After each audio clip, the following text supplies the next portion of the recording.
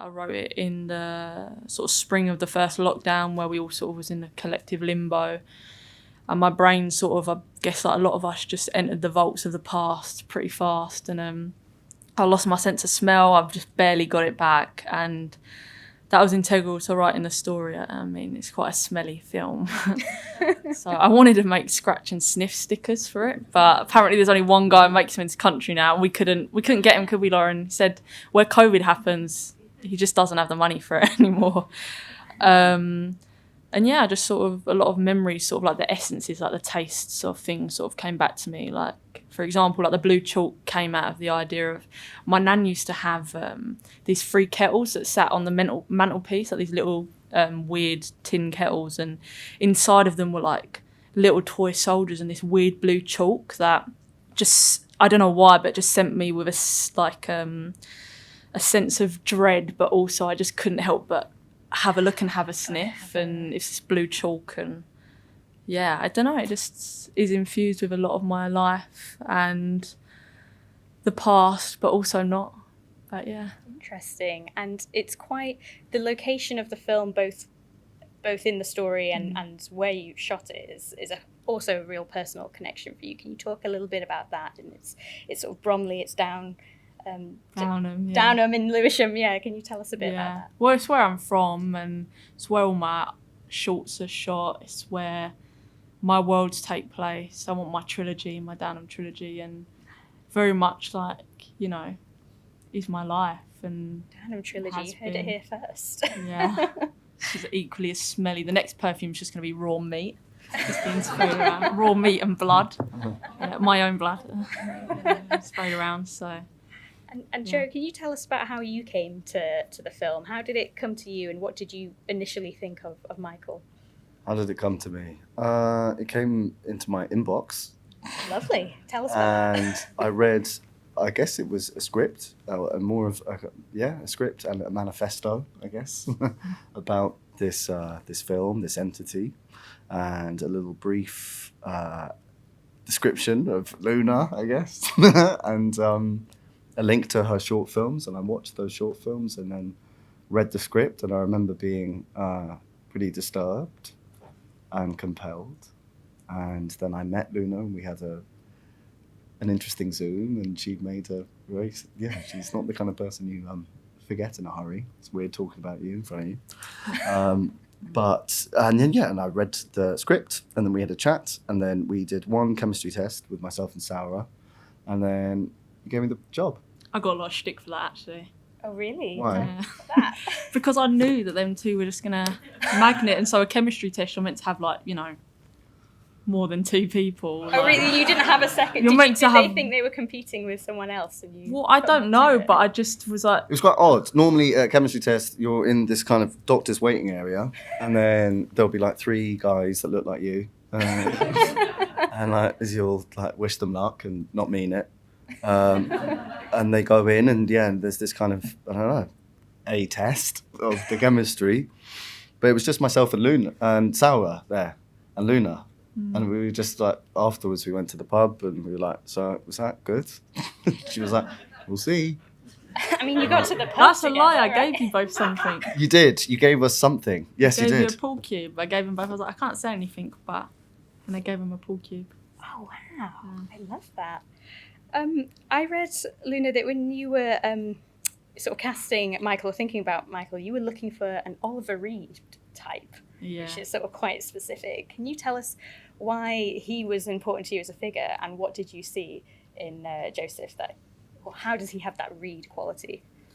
Yeah, I mean, I just love, I love female actors at that time as well, but I love male actors at that time, like 60s, 70s British cinema, like the sort of Alan Bates and Oliver Reeds, and there's just a quality to them that, I don't know, there's texture, you know, they're animal. Like when you watch them perform, they like polymorph in all the time. They're beasts, and they really do, I don't know, bullishly take over the screen. Like you can't not watch them guys. And I also was like looking for people that looked like humans, that looked interesting, that you know that, I don't know, I say this a lot about Hayley, but some people you look at them and you can see them as a child, and you can see them way in the future, you can see them older, and that's what makes them sort of timeless. And I feel like everyone in this film has that have this ability that sometimes when I see Joe, I see, even though I never knew you, I feel you as like a 12-year-old, and then I see you as an old guy. But it's true, like some people do have that ability to just constantly shift, and it's, you know, obviously it's down to like how talented they are, but there is something living in them that you just, you know you're never going to get bored, that they're only going to get more interesting, and just, you know, you can't take your eyes off them. And everyone was like that. It's like you don't know who to look at even when they're all together, like in the living room, you're like, you know, ping-ponging challenges and like, you know, back and forth. But yeah, I think that's a really beautiful compliment, seeing both young to now to old in a person. It's a compliment, Joe. Yeah. A Luna compliment. Yeah. So you're talking about, or you mentioned Sara, who plays the older Maria, in such an important part of the film, and it's amazing that this is her first feature. Can you both sort of talk about working with her, because you know Maria and Michael have such an intense relationship, and they also do a lot of unusual things together. How did you sort of rehearse and prep together? What were those discussions and prep times like? We had a pretty long rehearsal period, a week or two. I remember. We didn't do a lot of rehearsing, did we? We did a lot of chatting, a lot of listening to music, but we rehearsed the sort of intimate scenes and the blocking of the sort of bullfights. For a week before we shot, no? Nah, I think we had you like 2 days. Oh, it was a week, didn't It feel was like a week. Yeah, we had a week rehearsal, I think. Yeah. And that was really valuable. And there was, we did some rehearsal with Louise Kempton. Yes. And she was our brilliant intimacy coordinator. And there was, for the sequences that were very kind of non-verbal, she was an invaluable asset, and we were able to kind of go through that stuff and chart that very safely. But what's the question? Sorry? Oh, just how you prepare together. How do we prepare? Yeah, well, we went through it a little bit, and we were talking about the difference between the absurd and the less absurd, I guess. And yeah, we just had lots of conversations about kind of where we were trying to, where the bullseye of this film was, and trying to hit that and how that would change, and just trying to make sense of something that didn't make a lot of sense on the page in a brilliant way. Like, it was I guess a puzzle that we needed to solve as we were rehearsing, which was kind of very challenging. And Sara exciting. only had the first 20 pages of the script. There you go. Yeah. So she only had younger Maria and then the intimate scenes. She had no idea where the story was going the entire way through. So she would only get sides sometimes on the day. But like the shepherd's pie scene, it was so... She had no idea. She had no idea. Which is quite fun. Why was that important for you, to kind of keep her a bit in the dark? Because, I don't know, the theatre of it, like, I think that there's something for everyone, like the finished product, but what's there for people to have fun with? And it was like a real game of, I mean, Deba Heckmat had none of the script. Like, they would get sides on the day, but I don't know, she loved that as well. Like, really was the perfect person to come on board and just surrender and want to surrender and really find the joy in the unknown. Quite a fresh performance, I guess, when it's just coming out of someone. Yeah, and it's just how safe the set was that they were so up for doing that. Like, majority of it was closed set, so a lot of the crew probably had no idea. Some of the crew are here. Wait. Chloe. Make yourselves known, guys. You worked on the film. Yeah, they probably had no idea, you know, what was the finishing product was going to be, because no one saw the monitor ever. But she was amazing. Yeah, she really had an exorcism for it, as you saw. So something else I read about in a few pieces about this film, actually, is that you had a bit of an unusual technique that you introduced to the set. You mentioned it briefly at the start about a perfume for the film. Oh yeah. So the sperm spray. The sperm spray. No, that's what Time Out called it, because of you, and I got the shtick for. But you made a cocktail of scents, which you then I sprayed. didn't. It wasn't my own. It wasn't mine. It wasn't mine. Someone made a cocktail of scents and sprayed it on the set. Tell us about that and what that technique was. What were the scents? Well, no, it's because I lost my sense of smell during COVID. It's been definitely blown out of portion. But like, I lost my sense during COVID, and I thought, well, what if, you know, and I got ghosted from my original feature. So I was like, why don't I just I'll just be a perfumerist. Like, I just thought, well, maybe that's where I'll go, you know. That was going to be even though I lost my sense of smell, I just thought, wow, niche, I'm going to do that. And I found this French perfumery house that creates scents, and one of them's called like the Fat Electrician, and they all have their backstories. And this one scent's called the Fat Electrician. It's like, once a beautiful man becomes an electrician, now he's lonely and he lives alone, and this is what he smells like. And then there's like one called like the Violet Lady, and it's about this woman who's like this beautiful fox back in the day, and now she's withered and sits alone in a working man's club and just eats Parma violets and smokes cigarettes. And then there was one scent that I was just drawn to because it had like 2 reviews, negative stars, and it was called Secretions Magnifique, and it was meant to smell like blood, cum, milk, sweat, tears, all bodily human fluids and rubbish. And I thought, well, that's perfect. And I recently read that like Elizabeth Taylor has a scent for every film, so she can sort of conjure that memory of the film. And I was like, oh, I want that. And also, I'm giving so much of my own life and my stories to it. I wanted to have my own little secret during filming. So me and Bobby Cousins, a production designer, we got the scent, and in the original Hoard house, which is a set, we doused it. So when we filmed that, loads of people would go in also and be like, wow, this is a really nice smell. So now people know about it. People get like, leery and like, it stunk. And it's like, no, because I remember you all being like, this is a really nice smell. So lies. Right, there's maybe like 3 people out of the entire set. It's like, something is stinky in here. And then as soon as we get to 1994, we didn't spray it at all until the objects started to come back. Me and Bobby every morning would just spray more and more each day because we shot pretty much chronologically. So everyone, once we're in the tiny house in Downham, would be like, that smells back. What is going on with that smell? And then recently it all came out, and I just assumed for some reason that everyone knew at that point, but just didn't, sorry. When did you find out, Joe? Did you clock on? I think I remember. Yeah, I think I remember smelling it a little bit, but then I was asked in an interview, like, what was it like when Luna was like dousing the set in semen, which didn't happen. But yeah, I think it was just conjuring up this idea of this very evocative form of filmmaking that it's very difficult to make you smell something on film, and that's a testament to the quality of the filmmaking of this film. And like, yeah, it was clearly reaching for something different and extraordinary in the spreading of the scent. There was way worse smells as well. We had a ferret that. Yes. Everywhere. Yes. In a unair conditioned set. Can you imagine? Yeah. So I particularly love the rich world of the kind of first chapter of the film with Maria and her mum, lovely Hayley Squires, and that set just feels so sort of rich and detailed. Can you talk about how you worked with your teams to you know, was it all ideas you were having? Were your production designers throwing things in? Yeah. Well, that whole living room is a replica of our living room. So Bobby came round to my house, production designer Bobby Cousins, and he measured my entire living room. And I believe Jasper and Sophia, who also worked in his team, did a 3D, I don't know, image, like a 3D modelling of it? But then they put the cove back in because basically costume and production kidnapped all my family albums.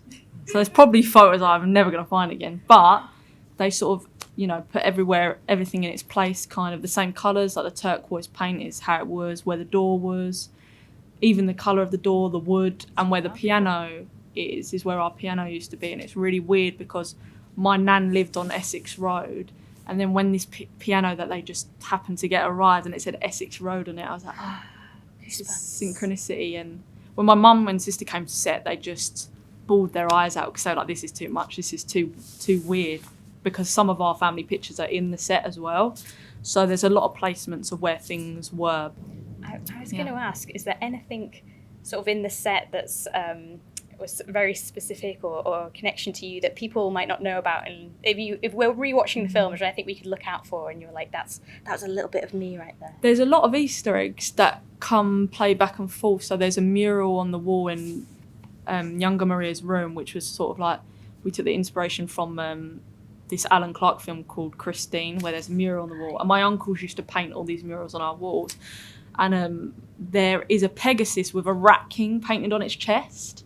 And then in older Maria's room, there is a drawing that she's done, and it's a Pegasus with a rat king on its chest. So there's loads of little things, and there's where we pan into younger Maria and her tights are hanging on the radiator and she's spitting in her hands.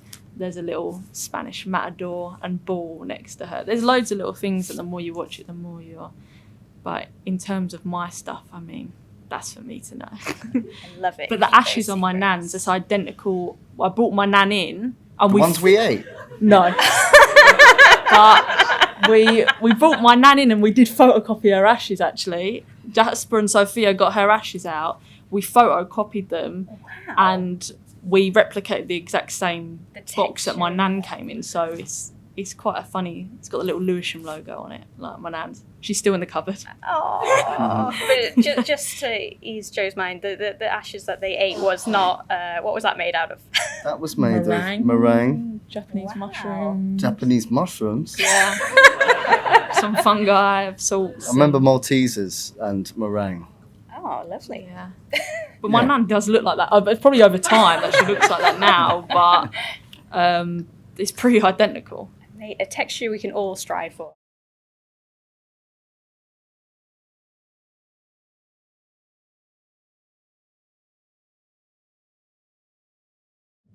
Did we do any storyboarding? I did actually storyboard the entire film for Same. backup. Yeah. No, you did. But you guys weirdly, even like the shepherd's pie scene, that you guys ended up wherever I needed you to end up, but that's probably because the probability of even moving in that tiny space is there's not really anywhere to go. Did you storyboard shots? Yeah, I storyboarded everything in the film, but a lot of it was for backup, except the sort of technical. Oh, you didn't scenes. feel storyboarded. That's how you know it's Yeah. good. Yes is the answer.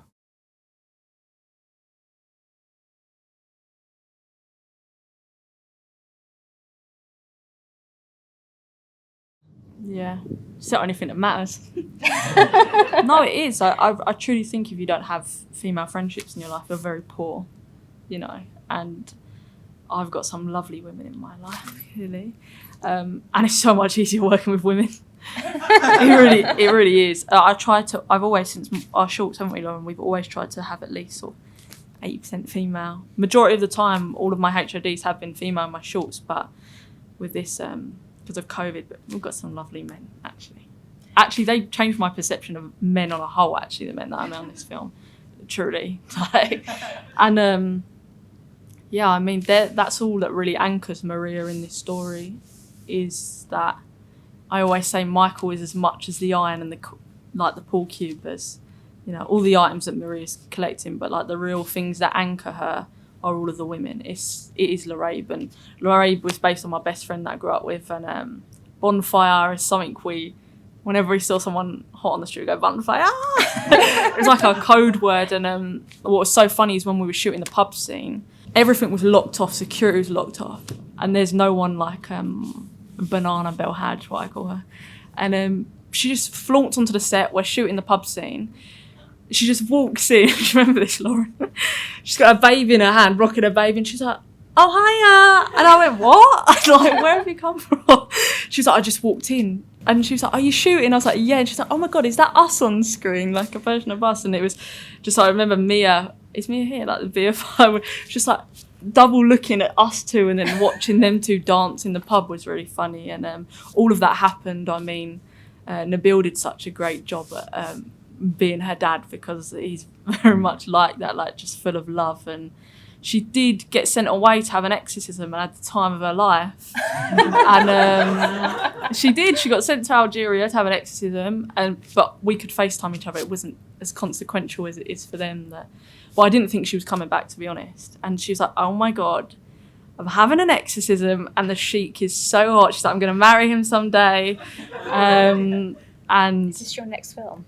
I like to think that one day all of them will have their own film and splinter off their own little worlds, because there's not a film long enough for the stuff that she's gotten me into in my life. I mean, Nosebleed is about her, believe it or not, how much I wanted to kill her at some point, but there's a lot of love there. Fantastic. You mentioned Mia from the BFI. Just for anyone in the audience who doesn't sort of know about, funding and films coming together, can you talk about your relationship with the BFI and through your career?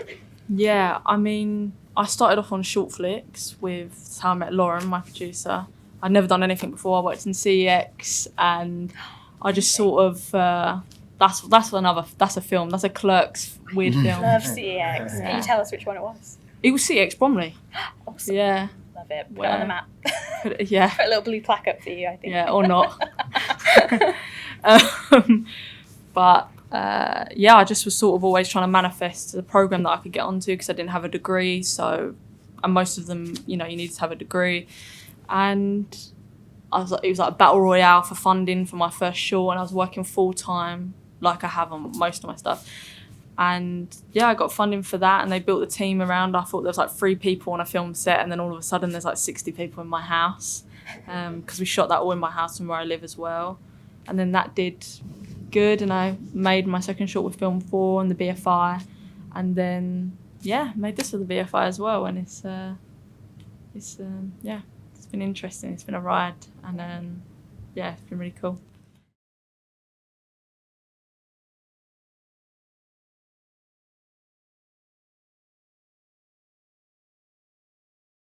It's just a start.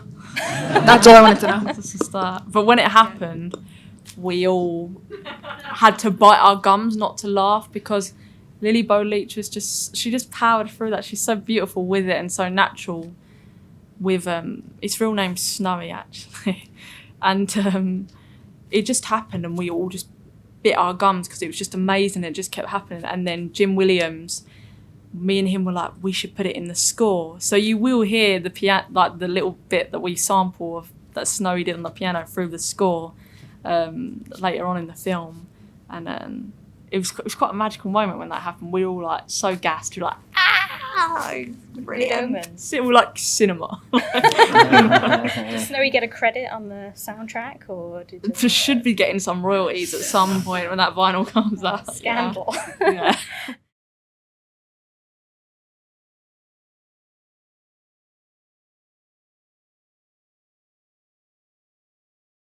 Yeah, there was utterly, because obviously I'm not Maria.